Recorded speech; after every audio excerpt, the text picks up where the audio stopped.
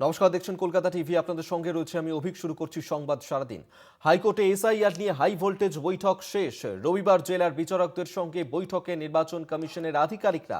SIR এর কাজে নিযুক্ত বিচার বিভাগীয় অফিসারদের ছুটি বাতিল। হাইকোর্টে এসআইআর নিয়ে যে হাই ভোল্টেজ বৈঠক, সেই বৈঠক শেষ।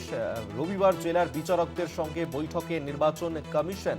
বিচার বিভাগীয় অফিসারদের ছুটি বাতিল, পর্যাপ্ত বিচারক দিয়ে এসআইআর এর সাহায্যের আশ্বাস প্রধান বিচারপতি। এসআইআর এর যে বৈঠক ছিল, পর্যাপ্ত বিচারক দিয়ে এসআইআর এর সাহায্যের আশ্বাস এবং বিচারকদের সঙ্গে বৈঠকে নির্বাচন কমিশন। হাইকোর্টে এসআইআর নিয়ে হাই ভোল্টেজ বৈঠক ইতিমধ্যেই শেষ হয়েছে এবং রবিবার জেলার বিচারকদের সঙ্গে বৈঠক করবে নির্বাচন কমিশনের আধিকারিকরা। এসআইআর এর কাজে নিযুক্ত বিচার বিভাগীয় অফিসারদের ছুটিও বাতিল করা হয়েছে। পীযূষকান্তি নাগ এই মুহূর্তে আমাদের সঙ্গে টেলিফোনে রয়েছেন। প্রতিনিধি আরো জানাবেন এই বৈঠক সম্পর্কে। পীযূষদা, দেখো, কলকাতা হাইকোর্টে আজকে বেলা 2:30 থেকে বেলা 4:30 পর্যন্ত যে হাই ভোল্টেজ বৈঠক হয়, সেই বৈঠক থেকে যে বিষয়গুলি উঠে এসেছে তার মধ্যে নির্বাচন কমিশনের পক্ষ থেকে জানানো হয়েছে যে জুডিশিয়াল অফিসারদের সর্বোচ্চভাবে তারা সহযোগিতা করবে। রাজ্যের পক্ষ থেকে মুখ্য সচিব জানিয়েছেন যে প্রশাসনিক পরিকাঠামো দিয়ে সহযোগিতা করবেন এবং ডিজির পক্ষ থেকে জানানো হয়েছে আইন শৃঙ্খলা পরিস্থিতি সুস্থ রাখার জন্য প্রশাসন সহযোগিতা করবে।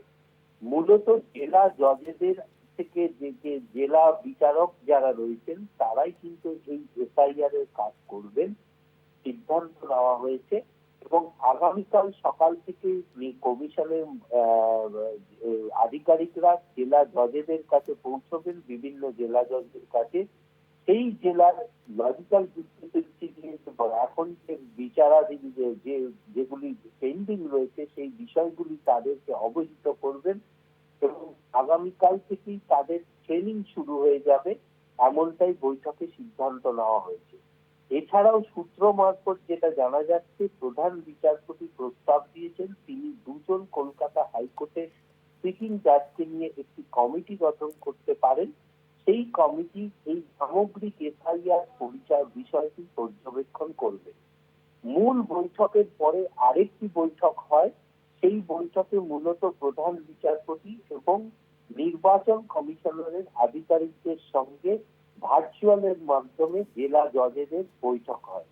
সেই বৈঠকে নির্বাচন কমিশনের পক্ষ থেকে প্রজেক্টরের মাধ্যমে এসআইআর প্রক্রিয়াটি কিভাবে নির্বাচন কমিশন সংগঠিত করছে সেই বিষয়ে একটি ধারণা দেওয়া হয় এবং প্রধান বিচারপতি সুজয় পালকেও নির্বাচন কমিশনের আধিকারিকরা তারা অবহিত করেন এই বিষয়ে।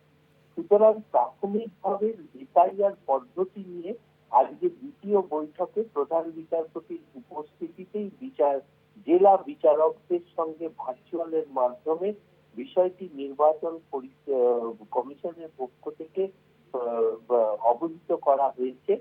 যেটা মনে করা হচ্ছে আগামীকাল থেকেই কিন্তু এই বিচারপক্ষে এই প্রক্রিয়া ট্রেনিং শুরু হয়ে যাবে এবং তার কিছুদিনের মধ্যেই এই লজিক্যাল ডিসক্রিপেন্সি যে পেন্ডিং গুলো রয়েছে সেই পেন্ডিং এর কাজ শুরু হয়ে যাবে। ধন্যবাদ। পীযূষকান্তি নাগ আমাদের সঙ্গে টেলিফোনে ছিলেন প্রতিনিধি।